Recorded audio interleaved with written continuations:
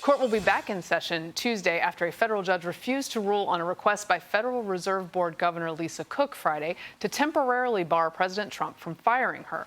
Cook is embroiled in a mortgage fraud scandal. And today, Federal Housing Finance Agency Director Bill Pulte provided evidence showing matching signatures allegedly from Cook, listing both Atlanta and Michigan as her primary residence. Cook's lawyer argued at Friday's hearing that this is politically motivated, while Democrats are calling for Trump's removal from office.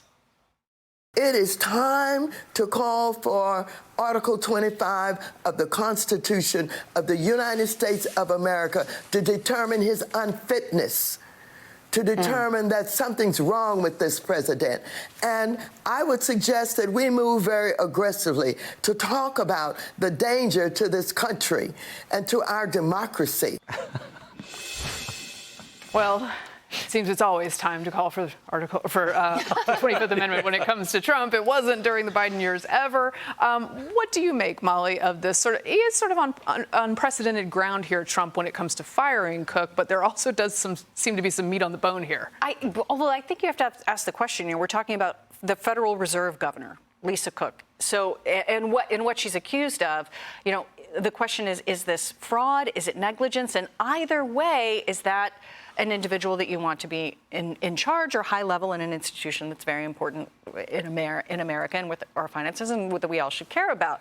I don't know how this will ultimately shake up. I suspect ultimately that she probably won't be in this position for long. It seems like things tend to shake out when the president is pushing in this direction, finds a way to get the things that he wants to get done. As for Maxine Waters, completely predictable, unsurprising. I'm actually surprised we haven't heard more calls for impeachment and who knows what else. But yeah, go ahead, Doug. There's a mortgage fraud scandal.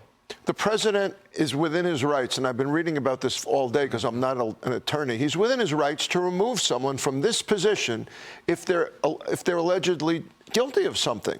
If they're not, then he can't remove them. So he's certainly within his rights to say he wants to do this. So for Maxine Waters or anyone to be calling for the 25th Amendment when the president is trying to do his job is ridiculous. Yeah, to my knowledge, Raymond, she has not yet denied having put her signature on. No. Well, this is the problem. You can't, as a Fed governor, misrepresent on a federal document your primary place of residence. Where is it? Is it Atlanta or is it Ann Arbor? Pick one. But you didn't. And you're misrepresenting that on two separate documents. And Mark is right. There was a DOJ attorney who told the judge overseeing this is at Trump's discretion if he feels that this individual is guilty. And it looks like she may be.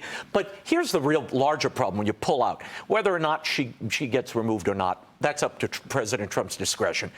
But for Maxine Waters and the Democratic Party to put any political capital on the table to defend basically wrongdoing at this point, fraud in your federal documents, and then invoking the 25th Amendment for that, go get Trump on something else. But this is ridiculous. I got to say, I was looking at it, and I was open-minded. I was like, is this maybe an issue where there was political targeting? I want to look into it. And then I was like, wait a second, she's the one who sets the mortgage rates. I'm fairly certain she knows how mortgage applications work. I will say The Atlantic published an article arguing that the government shouldn't investigate mortgage fraud because of concerns that digging up dirt to target political opponents is worse.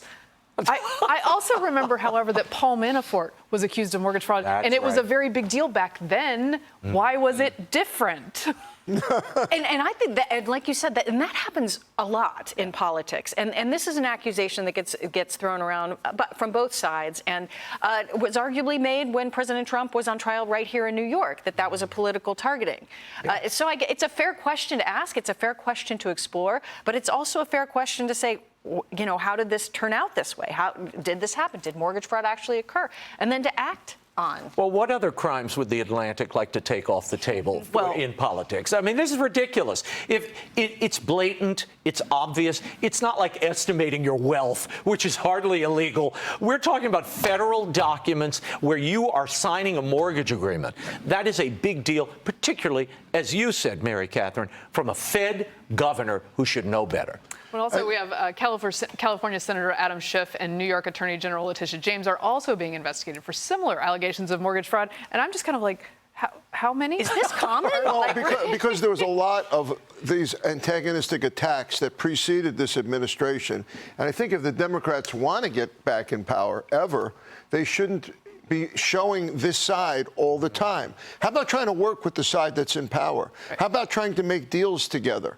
You know, everybody brings up the Newt Gingrich-Clinton deal that was made around the middle of his term.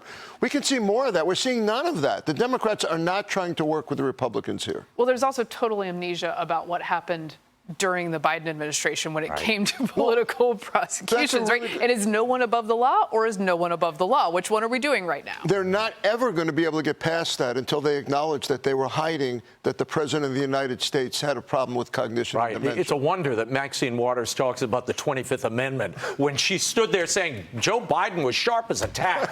I mean, this is absurd. So the hypocrisy here is crazy. If there's illegality, you've got to root it out. You have to pursue it. And the fact that you have so many of these politicians engaging in mortgage fraud, that's a real problem. They must have known the grift.